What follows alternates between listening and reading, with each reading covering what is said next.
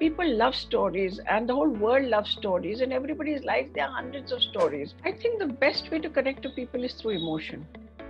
Or I believe audience is smart and audience is intelligent. When did you ever ask the audience what they wanted?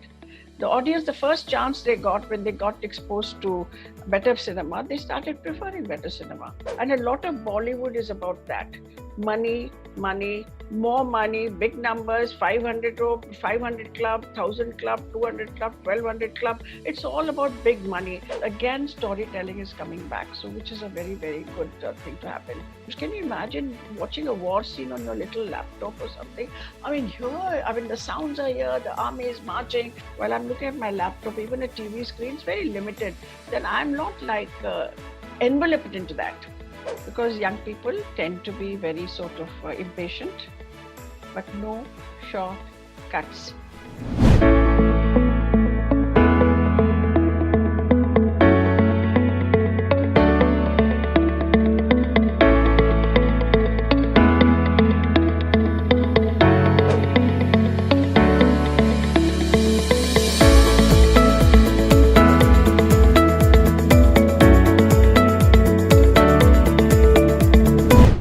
Thank you so much, Aruna ma'am, for taking out time for India Podcast listeners and viewers. It's utmost pleasure to have you with us today.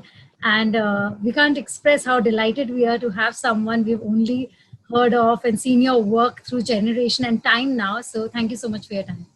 Thank you, my pleasure. I'm happy to be here. Aruna ma'am, we would like to understand Arunaraje today, from being a gold medalist in FTII to an editor, a director, script writer, forum leader, to beginning institute now. How do you look at yourself so many years down the line, and which is the most important role or the most dominant role in you today? That's a bit hard to say. I think the two dominant roles, I'll say. One is that make of a filmmaker and a teacher. I mean, these are the dominant roles because both are my passion, and that's what I've been doing. I think that's what, and the third thing is basically I've always been a learner. So I would be one of the first persons to learn the computer in my, peers, amongst my peers. The first person to get I remember that time the CDs had just come in. And I'd gone to London. I got myself a CD player. And everyone was, what is this beautiful shiny thing? I mean, is this really playing? It's not like our regular records and things like that. So I was always a little ahead in a sense with technology and very interested, which we're wanting to learn. And that's like. How did becoming a director happen to Arunaraje at a very young age? What was that small journey of yours that led to this turning point of your life? But I was obsessed with movies. You cannot believe how obsessed I was. My mother was a film buff, so she'd take us for movies. There were times when we saw like 4 movies in a week, or 3, 4, 5 movies. And I was like always desperate. I had to be before time. I didn't want to lose one single frame of the film. It was like that kind of crazy, crazy time. And you see, girls from good families didn't go into movies. Yes. So being a topper, being good, I went in for medicine. So I came to Bombay to Grand Medical College, got admission on merit. And then you won't believe it was so goddamn awful because every morning you'd go to class and there was this huge hall and there'd be dead bodies laid out on the tables and you'd have to dissect them. And the smell and the work, it just wasn't for me. Actually, the first time in my life I flunked, and that was the best thing that happened to me. That was the first turning point. And then from a topper to someone who really flunks a subject is a shocking wave in life, That's right. And everyone was like, how could this be? This can't be, But my mom said, yeah, what is it like, and whatever. And she realized that my heart was not in it. I didn't want to do all that stuff. So then she took me out of there and put me in the Film Institute.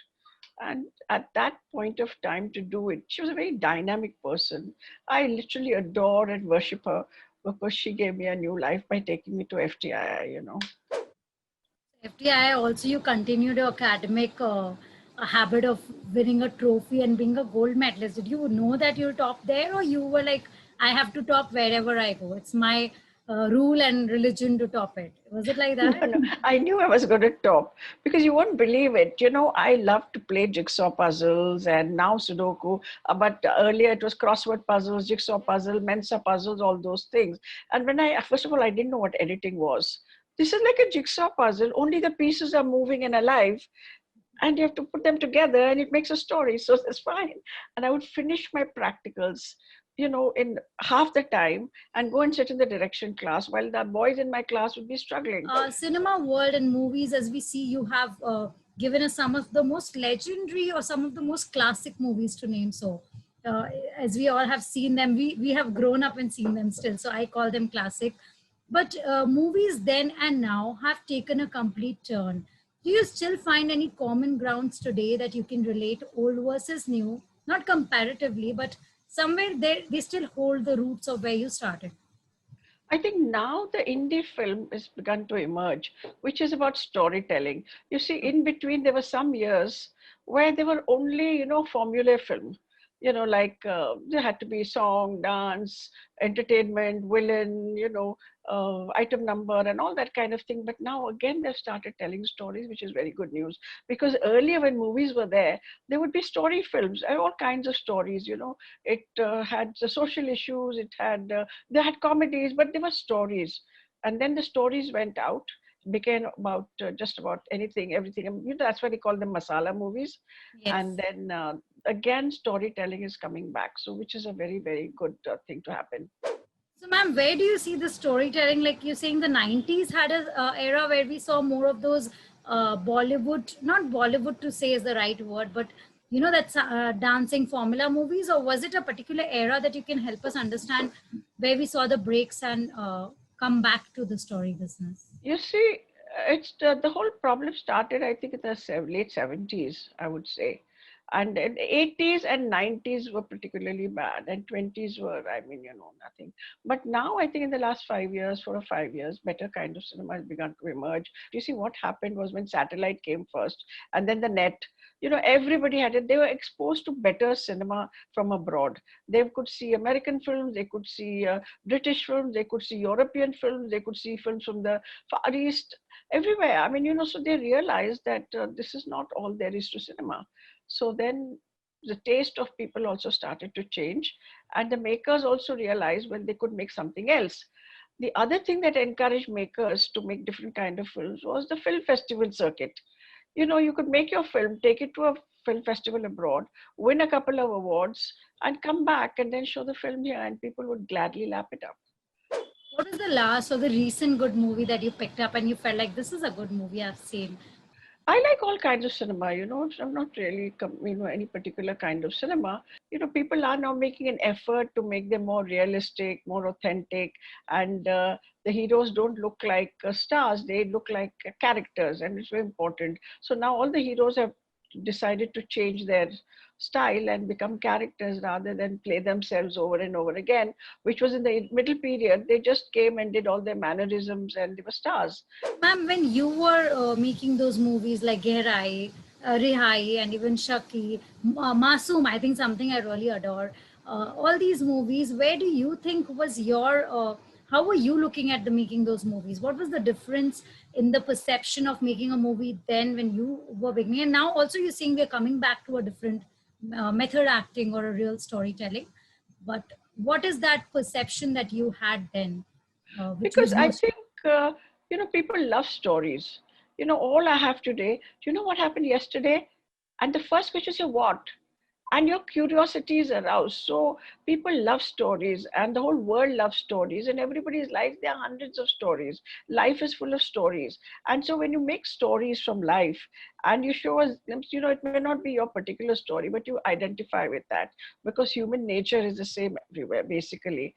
And then when you're able to surmount some difficulties or succeed in something or win your love or win something or overcome something, it's very, and it's great for the audience to watch, because then they're clapping and they're identifying with, and where there are themes like good versus evil and love will always win, truth will prevail, and all these kind of things people enjoy. And then there are the other kind of films which are pure, the author films, like the director is the author and it's like as if he's written it himself personally, very personalized filmmaking, which may not have a story and which may be a different kind of self-expression, like films that were made in Europe like that. And people also like to make those kind of films, and it's fine because you're looking at something very new, very different, and trying to understand how the language of cinema has been used.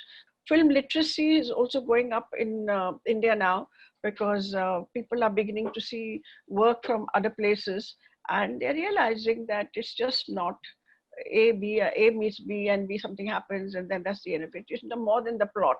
It's also the way things are shown and the language.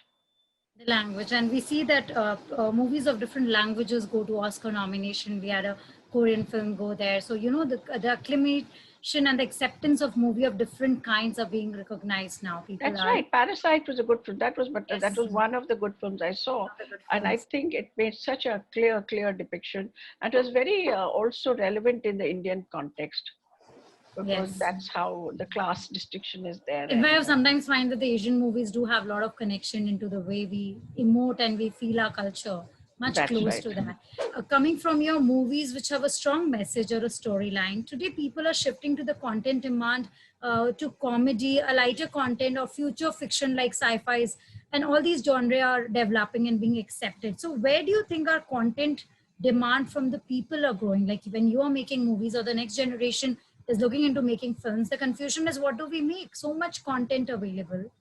What should be the right way to connect to people? I think the best way to connect to people is through emotion. You make, I mean, even you make an animation film, you make a film with extra ET kind of subjects or complete fantasy, eventually emotion is what works. And people want to get, that's the only way they can relate deeply to anything. So even if you take a thing like Toy Story, or take any or Avatar, or any other thing, there is that feeling, that emotion, and that connects people, and from right across the world. It's like doesn't matter whether it's a real human being or even animals. When they're acting in a movie, they're having human characteristics. They feel sad, they feel sorry, and they do whatever they love in love, and the human emotions will always win and remain. So is it more about direction, depiction, or the story? What is going to work better when it is connecting with people? How you depict it, or it's the story that you write, the screenwriting, because that's something you are Both mastered in. both So are very important. See, screenwriting is the foundation. We are saying A loves B. Now, how you're going to show that A loves B, the process of loving, falling in love, or whatever, and the whole thing. It might take you 2.5 hours to do that. It might take you a minute to say I love you, or it might take 2 hours for someone to say I love you. But how is the director showing it is very important. But actually, how you light it up, how you dress it up, what are the lenses you're using, and how are you cutting pattern you're using. It's all the director's imagination, and he works with a very good team. When he works with a good team, it brings to life. There's a romantic scene, obviously lighting might be something very different than if it's a grim scene, you know obviously. And if it's a scene of a crime, then obviously there may be shadows and dark areas and so on. And if someone is diabolical, he's definitely going to be not lit pretty and bright. So so that's how subliminally, without even you're realizing it, you're already creating a meaning. That's where the language of cinema comes in. So without even knowing, the audience is already thinking that this is dark, and this is not okay, this is not going to work out, or this is something else is going to happen. You take overcast sky, it looks like doomsday, and something terrible is going to happen. Now, nobody told you that, but you're seeing it visually, so you begin to understand. was the audience always intelligent, or you think they've turned intelligent with the exposure of technology and more of content? And you said, like in your time when you made movies, you had to be so cautious about everything, as you mentioned now, because technology was not at its advanced stage like today. We can shoot with an iPhone. That's the kind of development we've come to. So, how do you look at that audience intelligence there? Do you think they were smart enough to judge it then and now, or Audience it's is the smart. technology? I believe audience is smart and audience is intelligent. But unfortunately, when they were making very bad movies at one point of time, I'm saying bad, they were really, I would say, Bollywood made a lot of bad movies, and most of them were flops. Not that they succeeded also. They kind of did the formula, and most of them were flops. And they kept doing that, saying the audience wants it. The audience never asked for it. When did you ever ask the audience what they wanted? The audience, the first chance they got when they got exposed to better cinema, they started preferring better cinema. That is something that when those formula movies were running, you were like the audience did not have a chance to react to it, so They you did had not know nothing what. else. Yeah, they had nothing else. You made a Marathi film last year with Netflix, with Priyanka Chopra, and as we see, so many filmmakers are opting for it. Like, what is your opinion about the shift in the silver screen being replaced by now a small laptop and computer? I'm sitting and talking to you. I don't think I would have got this opportunity ever. But the shift has happened such that today, even if the theaters open again, I don't know if I really want to go. I can see things conveniently now. I don't think it will replace, because there is a different experience of collective viewing. Huge big theater and you're here and this whole world is in front of you. It's opening, the sound is coming to you. I don't know whether you like cowboy movies. I love cowboy movies. That's on the side. But these westerns, I mean, can you imagine seeing those films on a small screen where is this vast desert and this one horse is coming, or any of the films which have that, even a Revenant and all that, those kind of films, or even war films. Can you imagine watching a war scene on your little laptop or something? I mean, here, I mean, the sounds are here, the army is marching. There are some films which need that kind of vast thing, and it's an experiential thing. While I'm looking at a box, while I'm looking at my laptop, even a TV screen, it's very limited. Then I'm not like enveloped into that. You think that experience can't be easily replaced ever. You Yes, have and to I be. think people will continue to watch films in the I will. theater. But what I happens? will come to you with that question with one mention that when I was talking to Shekhar Kapoor, and since you've worked with in Masoom also, he said that now the only thing that would change around this business of theater would be the numbers. The number game will change. You would not be able to see those 400 crore, 200 crore big box office numbers anymore. So the realistic work would be more important than numbers. Do you think that is going to be the Yeah, I only difference? think so, because unless we don't know how long this is going to go on. First of all, this COVID-19 effect, Corona effect, and even when things become normal, it'll be the new normal, because until people begin to trust and social distancing become less, and then you can have full theaters. I would like to bring in Shriya Tiwari over here. She's calling in from London, and she's really, really fond of your work, and she's also fond of the whole filmmaking art. And there we are. I hope you're in a time zone with us right now, Shriya. I don't know what's the time there in London. No, it's 12 o'clock over here. Yeah. Aruna, Hi, Shreya. Hi. hi. I can't tell you how much I relate with you because even I was a medical student and then I went to be an Oh, editor and now I'm directing some. oh my God, this is so. Where was this? How interesting. Yeah, I don't know how this related. So, ma'am, my question to you is that I struggle a lot to find something unconventional because everything that comes to me as an idea is a product of what I have actually subconsciously or consciously seen before. So, how did you manage to, do things which haven't been done before? I mean, all your work, I've seen them. So, how did this happen?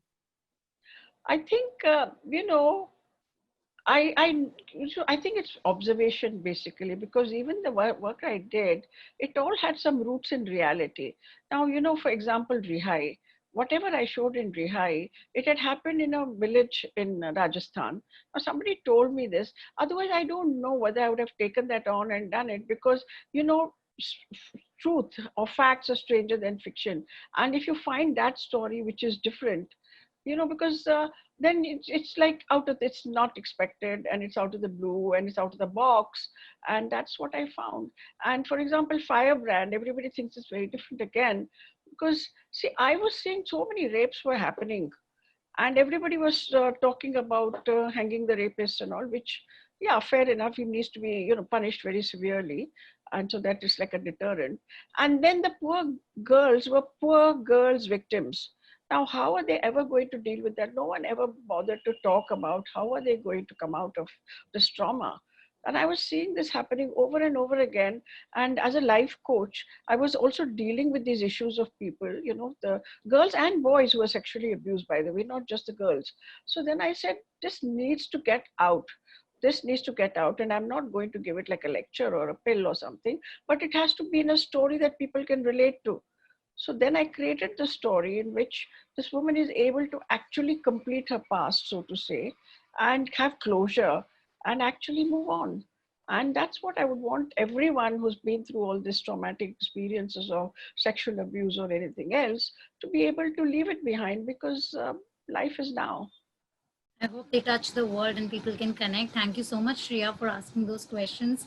And ma'am, one incident that you can relate to us and tell us and share with us in your movie making journey that keeps you like, that makes you smile even today or laugh through when you remember. I'm sure there's so many, but something that you can share with us and our listeners today. Now, there was a scene in Rehari with Hema Malini and Nasiruddin Shah. Now, Nasir was supposed to be, she was a married woman, and Nasir was supposed to kind of force him, almost like force himself into a house. And he was kind of pestering her to meet him. And he gets into a house, and then he kind of, kind of touches her and caresses her. And she's not had this physical touch for a long time. And she just kind of melts, but that was the thing, and it's a process. It wasn't like he touches her and she's like, okay. But and he was supposed to sort of do all that, and he wasn't doing it, so it wasn't happening. So I said, okay, now let's close it for tomorrow we'll give it another shot. So we closed. That was the, I think, end of the day or something. We stopped that, and next day we again did the same scene, and nothing much was happening. So then I said, what happened? And Hemaji said to me that, Arunaji, Nasir was supposed to kiss my neck and touch me on my cheeks. What happened? He didn't do anything. So I said, I know he was supposed to do all that. So I asked Nasir, how come, why didn't you do it? Why you were supposed to do that? And we'd agreed, we'd rehearsed it like that. And he said, क्या मजाक कर रही है? धर्म जी मुझे मारेंगे. I mean, can Those you moments imagine? come. धर्म जी मुझे मारेंगे करके उन्होंने लव सीन छोड़ दिया, मतलब जाने दो अभी, you know. What is your message for the filmmakers today who are stepping into it? Because I'm coming to that question because my next question is with your school. So, what is your message that you are trying to give to the filmmakers today? What should be their perception, and how do you want them to take this journey forward? I think for them, no shortcuts, because young people tend to be very sort of impatient, but no shortcuts. And being very professional, doing the work with integrity, I think that's very important. And doing with, don't try to compromise, do your own thing, do you have your confidence, do it with confidence. Let your unique self-expression come out, because we don't want clones of people. We want to see what you are doing, what is unique to you. We want to see that film, we want to see that expression. But for that, a lot of discipline is required, a lot of patience is required, and as I said, integrity. Because you'll find in the industry there are two kinds of people: people who make films to make money. They make their next film, and people who make money to make films. So what is your eventually, are you making money to make films, or are you making films to make money? And a lot of Bollywood is about that: money, money, more money, big numbers, 500 row, 500 club, 1000 club, 200 club, 1200 club. It's all about big money. And what's so uh, great for these people is there are a lot of fringe benefits. Look at the lifestyle. There's so much glamour attached. There's so much of sexual abuse that happens. I'm sorry to say that. I've been here 51 years. Drugs and sexual abuse and exploitation, a lot of all that is there. There's big money involved. But that's why the youngsters, when they come in, they find it very hard. And it wasn't very easy for me either, Yes. but being a girl, I was the first girl technician in the industry, but I had to negotiate my space every little bit at a time, and a little bit at a time, a little bit. It's not that I arrived in, but I also went through unwanted attention and all lots of nonsense that was happening. But I had to find a way to deviate and leave the project, move away, just get out of that space. And you had to, because in 51 years I've made X number of films. But if all these issues were not there, probably I'd have made many more films, because I do have a lot more stories to tell. But you see, I didn't want to compromise. And some people, and I don't blame people who compromise, it's their choice. See, if the girls or boys do compromise, it's their choice. But exploitation doesn't give any choice. And now the final question is about the new venture you've just launched. And I'm so happy to know that Shift Focus, which is much about cinema and life. And as we can hear and understand, you were a person who's connected cinema and life right from the beginning. All your inspiration and depiction is from your life experience. So what is the real intention at this stage of your life to take this up? Is it like you think they need education in filmmaking, or is it something you want to give to the society, or what do you think about it? Actually, it's both. Because I feel ki education, first of all, I really believe in education. Education is very, very important. I mean, everything you need some kind of, some level of education. So film education too is very critical, because what people may learn in 2 or 3 years, it takes them so many years more on the court just trying to learn the ropes, and they may not even get an opportunity to do it. When you go to a proper film school, you actually make films, you get a chance to experiment, you get a chance to fail, whatever, learn all of that. We don't because the commercial film, of being in the commercial field, being outside a professional field, is very demanding, and they don't treat failures lightly. It may be your first job and your last job. Can't afford to do that. I mean, even if it doesn't succeed at the box office, at least you would have made a good film. At least that's required, because you can't judge box office, but you can definitely see what you've done is a good film or not such a good film, or whether you know the job or not. So I believe in film education. That's one. The second thing is, I always believed, when I came out of the Film Institute also, one of the things we were doing, even then, we were teaching. And I enjoy teaching. And now for me, it's all a give back time. It's completely, whatever I do, it's all like giving back to people, giving back to society. So that is why. And I wouldn't have taken this on if it wasn't for Saji Pillai's insistence. And it was after me for like 3 years. One day he dragged me off and showed me a place. I said, we'll have our film school here. I said, are you crazy? I'm not going to do anything like that, because I've already set up enough, I've done enough work in that field. But I said, but he pursued. And finally, when now things were online, and we said, all right, okay, maybe we should do. The universe is calling. I, believe in going with the universe, flow with the universe. So when universe says do it, do it. All right, let's do it. It's a beautiful name, ma'am. It's Shift Focus comes out. So I came to know about it. I was really touched, and I'm so happy that Mr. Pillai could convince you. And at a time when you did not think it was so important, it really became the most important thing for you. And thank you so much for your time. Thank you so much for sharing so much with us. You have no idea how happy we all are, especially my team is so rejoiced to have met you. And thank you for your time. It was a real pleasure to have you with me today. Thank you. Thank you for having me. Thank you so much. I've enjoyed talking to you too.